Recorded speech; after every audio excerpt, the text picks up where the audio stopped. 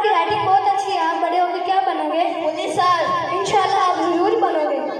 बेटा तलहा ले अपना होमवर्क ले आइए। बेटा आपकी राइटिंग बहुत अच्छी है, आप बड़े होकर क्या बनोगे? सर जी फौजी। इंशाल्लाह आप ज़रूर बनोगे। बेटा उमर अपना होमवर्क ले आइए।